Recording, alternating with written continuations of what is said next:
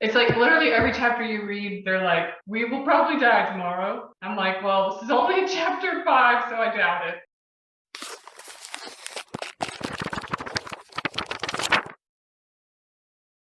All right, guys, this is the bookends, and it's a YouTube series on different books. Right now, we're doing the Throne of Glass series. I'm Clayton. I have not read any of the books. I just hear about the books. I'm an auditory learner. I'm Katie. I have read this series once, like forever ago, and then I read the Spark Notes this time. I'm Michael. I like to read these books the night beforehand and then talk about them the next day. I'm Christine. I'm reading these books for the first time, and we just finished the series. Woo! We're reading The Kingdom of Ash by Sarah J. Maas. Spoilers! Spoilers! Where do we start? I think we start with Dorian and Manon team up and they go their own way with the word keys. And they're trying to, one, get the other word key, and two, get all the Cochrane witches to team up with them. Aelin is still stuck in a box, / she also comes out to get tortured. Maeve has like this power to kind of get inside your mind and twist things around. So Aelin doesn't really know what's real and what's fake. Rowan is trying to find her. The other two groups that we've got going on is Kale. He's going back to his home in Anil, and he's brought this whole army from the south. And then up in the north part of the country, you have Adian and a bunch of the lords of Terrasen are all trying to also defend from the legions of Erwin. It's a fighting retreat the whole way through, and they're just getting demolished everywhere. Yeah, they're getting their ass kicked. It's like literally every chapter you read, they're like, we will probably die tomorrow. I'm like, well, this is only chapter 5, so I doubt it. And they're always able to come up with some tricky little plan, like dumping the army into the river or escaping at the last second on some boats. Aelin gets free. She punches a crack in the iron coffin she's Are in. you kidding me? Because she's so pissed off. She's like, That's how she escaped? She makes a big enough crack that Rowan is like, oh, I can sense our mate bond. And he goes. Also, one of the guys who's torturing her has like an ego problem, and she kind of eggs him into a fight. And so he's like, fine, I'll let you out so you can fight me. And then she escapes. He's a dumbass. She writes a letter to the Fae and tells them, by the way, Maeve is a Balg, so you should overthrow her and come fight for me. And they do, eventually. So Aelin and Rowan and that group that's with them goes to Aniel, which is where Kale is at with his group. There's this massive battle that's about to take place. At the same time, all the armies from the southern continent are showing up, and the Rucks that can fly are there too, and we get this big Helm's Deep battle going on. They do the whole fight, and they win, but as Erwin is losing, he sends forces to go and break the dam. He's going to flood both of the armies just so that no one wins. Basically, he's just going to destroy everyone because he's losing, and he's the sore loser. And this time, instead of Kale being stupid, Lorcan is stupid, gets himself mortally injured. Aelin decides, fine, I'm in love with you, goes to save him. They're not going to make it back in time. They're going to be crushed by this tidal wave. And then Aelin's like, well, no, I can't lose Aelin. Like, Lorcan's fine, he's dead, but I have to save Aelin. So she has been hoarding all of her fire magic while she's been in this iron coffin. She has so much magic built up, and she just releases it and burns up the entire lake. Wastes all of her magic on frickin' Lorcan. They go north after this. Maeve is now without her Fae because Aelin turned them against her. So she goes to Morath. Dorian figures out that he can also shape shift, and he comes up with this plan to go to Maas and get the last key by himself. And while this is happening, Manon is gathering all of the witches together. She has to do some politicking to get them to come with her. Yeah, Manon gets the witches and they go and help up north. The 13 are Manon's most trusted lieutenants. The army of Morath shows up with these big siege towers covered in mirrors, and there's something about these mirrors that amplify their power. So the 13 come flying in, and then they all land around the tower and on the tower, and then blow themselves up and destroy the tower and save the day. It's very sad. But it breaks the witch's curse. So Dorian at Morath, he does end up getting the word key. Maeve realizes Dorian is a rat, and somehow he tries to convince her that he's on her side, and they work together to get the key. But this whole time he's just been tricking her, but she's also been trying to trick him. So it's like this mind game. But Dorian wins. Dorian though blows up all of Marath. Oh, so he gets the word key, somehow meets up with Aelin, and this is when shit gets stupid. They try to forge the lock, and the lock is what keeps the different planes of the universe apart. There's 3 word keys, and they came from the word gate, but they have to put the keys back into the gate so that it can be whole again, so they can seal it. But in order to seal it, they have to create a lock, which basically means either Dorian or Aelin have to give up all of their magic plus their life. They are like, let's try to do it together, and then maybe one of us doesn't have to die. It kind of works. Dorian's dad shows up, and then you realize that we've never known Dorian's dad's name. He takes Dorian's place. You know, his dad like gives up his essence to make the lock, but it's still not enough. So Aelin still is gonna have to die. So then why did we even bring in dead dad? I don't know. So Aelin meets with all of the gods, and she like tries to make a deal with them. Turns out the gods are dicks. They don't want to help her. Haha, sucks for you. Deal with Valg on your own. We're going home. So Aelin sends them to this hell world, and they all kind of die. She kills all the gods. Yeah, and then the fire god, who's like her grandma kind of, gives her more fire magic. And you would think, oh, that means she made the lock and she still gets to keep her fire magic. No, she still has to give up all of her fire magic, but she does live. And so now no more Valg can come into their world, but they are stuck dealing with the Valg already there. The whole thing was it was supposed to destroy Erewhon, and they were just like, nah, you can handle that yourself. Now everyone is back north. Aelin rides in on a white stag. It's awesome. She goes up the army, breaks them up. Irene kills Erewhon with her healing magic. Aelin kills Maeve via trickery. Who knew you could kill Maeve with just a sword? Once the 2 Valg are dead, all of their minions just die. Lorcan and Aelin get married, and Lorcan is now called Lord Lorcan Lachlan. So throughout this book, Lysandra and Aedion, he's just irrationally angry at her. She's out there fighting. At this point, she's one of the only people who has any magic powers at all. And so every time they lose, Aedion's like, it's all your fault. I hate you. Even though she's literally killing half the people just by herself. I guess they eventually make up. I think in the end, he marries her. He was just mad because she lied about being Aelin. And the old rude men of Terrasen eventually decide like, okay, Aelin, I guess proving yourself. She finally gets her kingdom. So Aelin's queen. There's like a flower that only blooms when there's like a good ruler who brings peace to the land. And she wakes up one morning and it's bloomed across the whole country. All right. Well, that was great.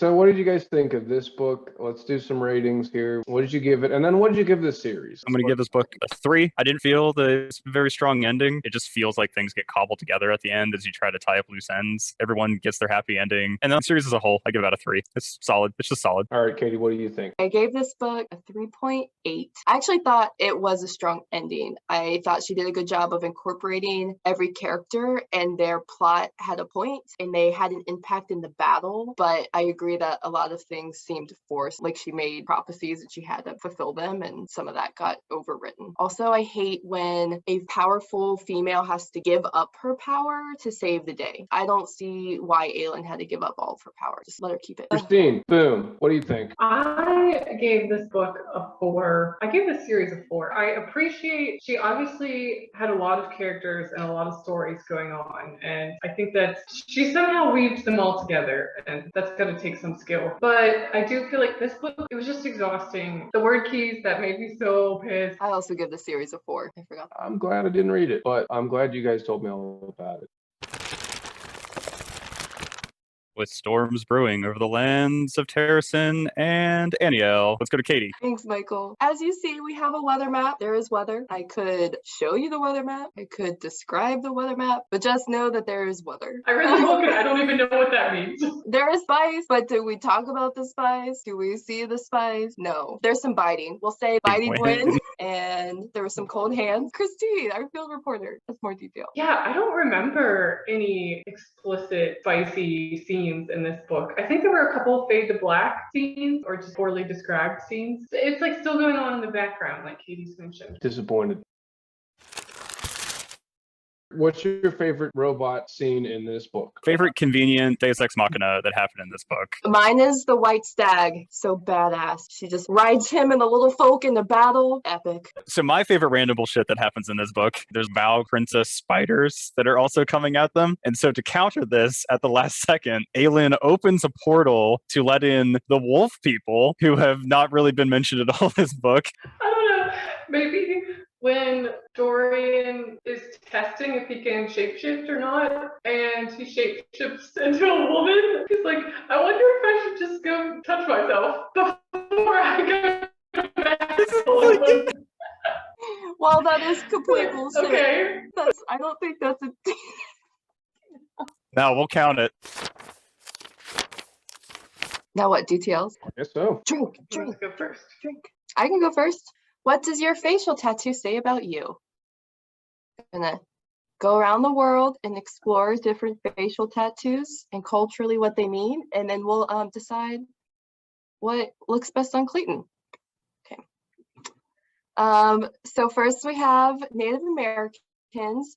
I kind of grouped these together in one slide because we don't have a lot of information because there isn't a lot of written records. So most of this is passed down by oral tradition. So we'll start with the Mississippians. They're kind of take up the like southeastern part of the North America. Most of their facial tattoos are depicted on like clay sculptures like this. Warriors got them. They thought that the tattoo would capture the souls of those that they killed in battle, which is epic. And they usually had some of bird features like talons or beaks or wings because they worshipped the Birdman. Other Native American cultures, often their tattoos represented like a rite of passage. They thought they had medicinal purposes. They were part of mourning rites, or a lot of them were just unknown. So here we have the hulape. I don't know what any of these mean, but it was pretty cool, different descriptions of ones that white people saw when they came and visited. These guys, I can't say the name of the tribe, but on the left is a man that has eagle's tail, and on the right is a woman whose tattoo is called Rain Coming from the Sky. Here we have Mojave with facial tattoos. Yupik, which is, they're similar to Inuit, they're like in Alaska and Russia. And here we have a Lenape tribe leader. They called their tattoos Manitoua. And they thought that this painting depicted conjoined birds. So more Birdman. Next, we have the Ainu. They traditionally come from Japan and like the southern part of Russia. The women would get a tattoo around their mouths that was supposedly able to prevent spirits from entering the body. Here we have the Italia, I can't say that, Italia, from Taiwan. Both men and women would get these tattoos called Tasan as a rite of passage. For men, it's usually like when they went head hunting and they got a head. And for women, it's, you know, when they could weave cloth sufficiently. Next, we have the Cordillians. Specifically here, we have the Kalinga. They're from a certain island in the Philippines. Their tattoos were called batuk. Warriors would get them, and they were usually specific to the warrior, and women would get them on their face as a protection during pregnancy. Next, we have the Inuit, or as you know, colloquially we call them Eskimos in Alaska. Their tattoos are called, I'm going to butcher this, Yaditu. It's not very clear what they stand for. It's kind of guarded by the families, but generally it's a sense of maturity. They represent certain rites of passage, and Quana Chasing Horse on the left here said hers specifically represent overcoming trauma. Next, we have the Maori from New Zealand. Their tamako are like traditionally a sign of status or rank, but they are also, you know, a rite of passage, and they're thought to enhance beauty. On the opposite side, we have the Apatani from India, and they got tattoos and these nasal piercings to subtract from their beauty in order to prevent being abducted. But a common theme, here we have the Chin people from southern China, or the Chin state, And again, they got facial tattoos to deter their women from being kidnapped. And the pattern is unique to each tribe of Chin people. So you can identify what tribe they're from based on the pattern. The Durang, again, a province in China, in Yunnan, where they would get facial tattoos to deter abduction. Most of these have been outlawed. And then the younger generation hasn't even really wanted to, considering that this is thought to make them less beautiful. So I think they're pretty cool, but whatever. Ancient Greece and Rome, obviously I don't have any pictures for you, but they used face tattoos to mark criminals, escaped slaves, or conquered enemies during battle. And then in America, our face tattoos are generally associated with prison, mostly with gang affiliation. On the top right here is the 3 dots called Mi Vida Loca, or it's supposed to represent the Holy Trinity.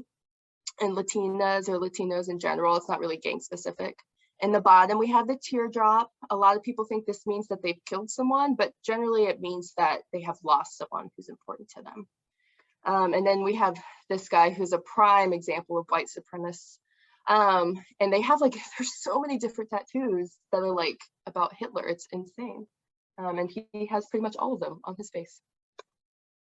Okay, so now we're gonna give Clayton facial tattoos. So pick one first. Tattoo. Birdman. Okay, Michael wants Birdman. Is it working? Ha. Hasn't done it yet. So this would be Clayton with Birdman tattoos. Obviously, I had to draw them myself because there aren't any pictures. But I think it's a good look. Okay, who wants to go next? I want to do the Apatani. Let's see what that looks like. Excellent choice. Yep. Yeah, that's it. That Yeah, could no be cool. kidnapping for you. I think the added bonus with this style is that you'd have to shave your chin, right? So you'd have mutton chops. I think that would also keep you from being kidnapped. Christine, any requests? Let's do number 2.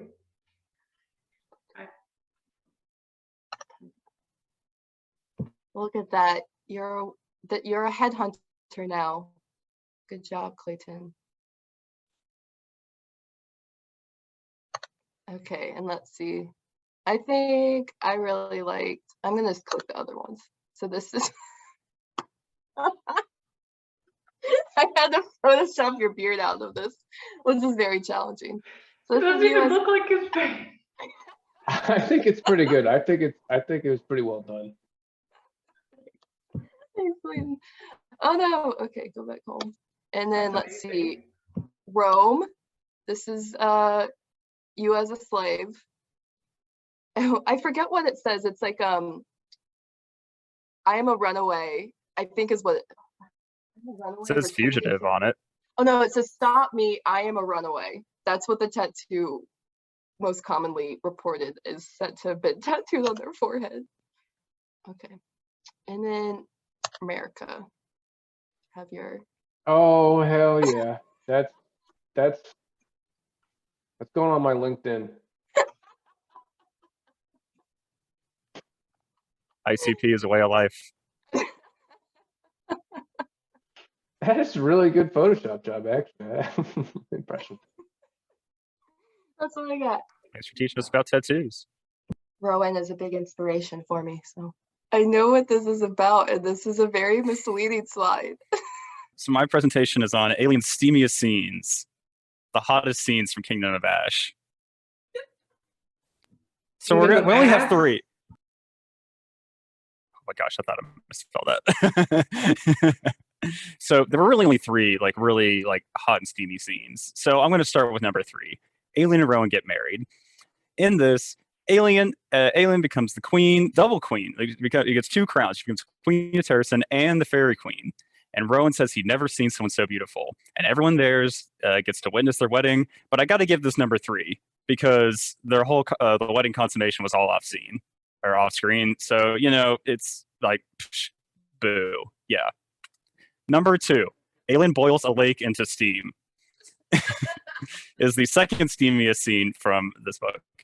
Aelin, she like produces this giant, like turns into a pillar of fire and sucks it all into her and blasts it at the like incoming tidal wave, stopping the wave and saving everyone. So interesting thing about this is, you know, we're if we assume that they're like sufficiently advanced and the like amount of water is roughly equivalent to the Hoover Dam, then we're looking at about 40 cubic kilometers of water coming at Aelin at any one time.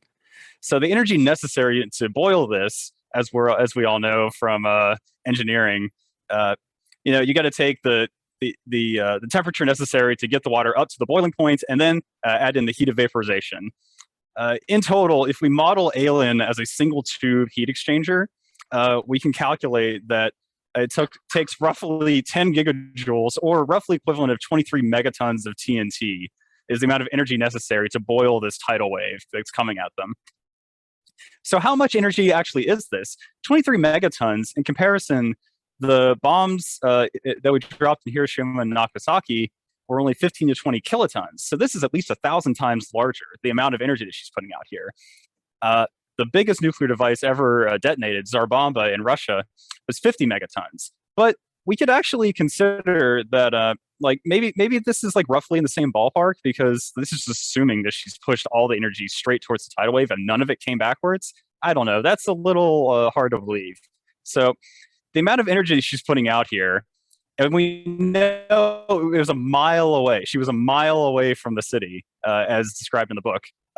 Tsar Bomba, it destroyed all towns 34 miles away from it, caused third-degree burns 60 miles away, and even damaged buildings 100 miles away.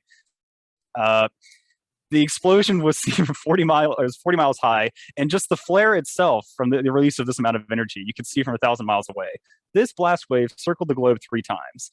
Needless to say, I'm not 100% certain that Rowan's little like gust of wind is going to protect the town from this sheer like amount of energy that's going to happen.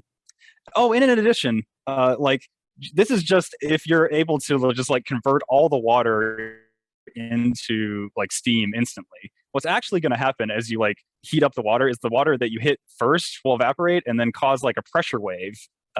It like eventually all of this water, like the 40 square cubic kilometers of water, is going to turn into the much less dense steam, and just like the pressure wave is going to be just absolutely intense. There's no possible way that this doesn't just blow up like the entire country of Anil. But assuming that Aelin wanted to, you know, go the total utilitarian route, if she would like commit to putting herself back inside that like steel crate, and then could like build up her energy and then reharness it again, there's a possibility to produce about twice the energy of a nuclear reactor every day, if only she loved her country that much. She just has to commit. The number 1 steamiest scene was when Aelin and Rowan officially became mates again. This is after she's been rescued. They bite each other because she's lost all of her tattoos and all of her scars. So this is the first new scar that she takes. And they describe, you know, the scenes, and it's pretty hot and steamy. Rowan stands there going, "I will protect this." Nuclear bomb. Rowan is very good under pressure. She's not good under the pressure of a nuclear bomb. Maeve definitely would not have survived, though, if she had been able to save up all this power. So my DTL is how to gain political power. In case you're interested in this, the books gave us lots of different helpful tips and tricks. So we put together this resource for you if you also want to gain political power. So thinking kings or queens, lords and ladies, any of these types of positions. So first off, if you are born to a royal bloodline, there's a traditional path for you. First step, you have to be born into a royal family. So hopefully that's you in this scenario. Number 2, number 2, this one's pretty straightforward, only 2 steps. Kill all of the elders. So if your dad, for example, is king, you will have to kill him. If you're not the oldest sibling, you will have to kill all siblings until you are the oldest. So again, pretty straightforward. Just if you're lucky enough to be the firstborn, then you don't have to do a whole lot. You only have to kill 1 or 2 people, so that's good. Pro tip, find a significant other that is equally or more powerful than you and merge kingdoms. So both Manon and Dorian kind of follow this pathway, and then they find each other to sort of merge kingdoms. So they're a great example in these books of this traditional path. Royal bloodline, traditional path, hard mode. So say that was like not challenging enough for you, especially if you are the oldest child. So maybe you want to do a little bit more. Again, you have to be born into a royal family. Preferably this one, it's a little bit easier if you have a magical bloodline. Number 2, step 2 is to hide to avoid being an easy target as a child. Go into hiding. You preferably want to find someone who's a little sketchy and who can teach you useful skills, such as killing people. Pro tip, this really helps with number 3. If you keep whispers of your name alive, it'll make number 3 easier. So just keep the conspiracy theories going that your true identity is still out there somewhere. Number 3, surprise! Announce yourself as king or queen. If accepted, you can end here. This is a nice ending. But if not, you do have to go on to step 4. This is what probably makes this the hardest path. You will have to sacrifice yourself until accepted. Find a way to sacrifice yourself for the kingdom to prove your loyalty. You'll have to do this multiple times sometimes. It's an iterative process. And then just come back in the nick of time to save your people. So you want to sacrifice yourself, but not too much that you actually die. And pro tip here is to hire a small child to politic for you while you're out sacrificing yourself. That will really help. No one expects a small child. I don't think I heard about this child. Well, we talked about Evangeline. So Aelin follows this track. Obviously, she went hard mode. So she's a good example of this one. So here's kind of a non-traditional setup, depending on what type of kingdom you come from. So say if you're still in a royal bloodline, but rather than the oldest or most powerful necessarily getting the seat, you might have to be the king's or queen's favorite. So some kingdoms still do this today, not many, but just keep this in mind depending on where you are. Again, you have to be born into a royal bloodline. This time, the order does not matter. Doesn't matter if you're the oldest, youngest, somewhere in between. Number 2, find a niche skill and prove your worth. So you are trying to get the king or queen's favor. So you want to find a skill that will be useful to their kingdom. And pro tip, it will be tempting to follow the traditional path and just kill your siblings so that you are automatically the king's favorite. We do not recommend this in this type of scenario, as it may backfire. So try to avoid that if you can. And then number 3, pretty straightforward, win the favorite and you become the next ruler. So this is like Sartaq.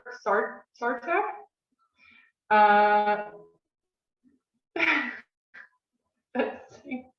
Yeah, Sartaq. And we haven't had a picture of him yet, so there's a nice picture of him to give you an example. Now, what do you do if you're not born to a royal bloodline? Do not worry, there's still a traditional path for you. Don't fret, you can still rise to power by finding a special someone already in a royal bloodline. So work on skills throughout your life that will attract said special someone, so that you can also gain power with them. So continue honing your skills. Also fine-tune your physical appearance. Katie's presentation might help with this, to make sure that you cover yourself in attractive tattoos for you know, your special someone to find you attractive. You may have to wait a while for this one. You'll have to just kind of chill for a while until you find that person who is willing to mate with you. And so So just chill out. Number 4 is when the trap sets in. Once you've found that eligible special someone, trap them with love and compliments. Pro tip here, this does work best if you are immortal, just because the timeline could be so Is long. it trapping if it's love? So we have a lot of people. We have a lot of people that follow this pathway. Of course, we have Rowan, classic. He followed the tattoo rule. He was one of the first to follow our plan here, so he's always like kind of our cover man who shows the great success stories of this plan. Nesrin does this. She is not an immortal, so it can be done. You don't have to wait 500 years necessarily, but it's just a little harder if you're not immortal. This is supposed to be Lorcan, and he does this. He eventually finds a lady that he can settle down with. Oh, you don't have to necessarily mate with the person. You could just befriend them. So Lysandra does this with Aelin through friendship. So that's also an option for you if you don't feel comfortable mating with someone who is king or queen. And then we have Aelin, who then mates with Lysandra. So they're both kind of tied in with this plan and both a success story. And so actually only 2 people are immortal in this one, but again, it just makes it easier. You don't feel like as pressed for time. Completely untraditional path.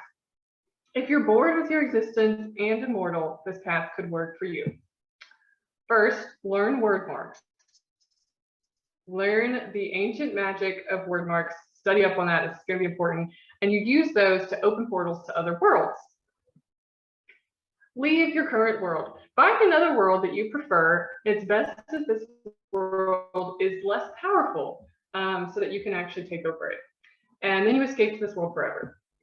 And you're going to want to kind of hide while you're there too. Take over the new world. Step 3. So you're going to want to rise to power in this new world with your magic. It is easiest pro tip if you have mind bending capabilities, so you can actually convince people that you are always from this world and it's not as weird that you're here. Step 4, stay hidden. Just hide forever. You can roll forever if you want. Have fun. There's a lot of possibilities for you here. Pro tip though, create an army of loyal spiders for best results. So we know this is like Maeve. She followed these steps in our guide. Now, if you are stuck, so what happens if you're following the guidelines, you don't seem to be making progress, maybe you're not immortal, so you don't have all the time in the world, like what are you supposed to do? Don't worry, we do have a fail-safe cheat code, okay? But be warned, only do this if you are desperate. Seriously, have you tried all other options? You can't sleep with Kale. Okay, somehow we don't quite understand this one. But for some reason it works. So we do put it in our guide, but again, only if you're desperate.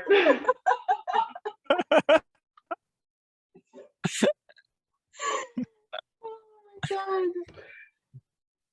I was wondering where That's you all I were have. going with that one. That was pretty awesome. Beautiful. That was great. Let's do some awards, as is tradition. Say Michael gonna win clickbaitiest title. Katie just overall best artwork. Also, I'm gonna say best counterculture. And then Christine, I think yours is most likely to be turned into a self-help book. So great job, guys. Well, I was gonna try to summarize the whole thing. The whole entire series. Let's take it from the top. I believe the series started out. There was a book, but then there was a prequel book later, and there was pirates.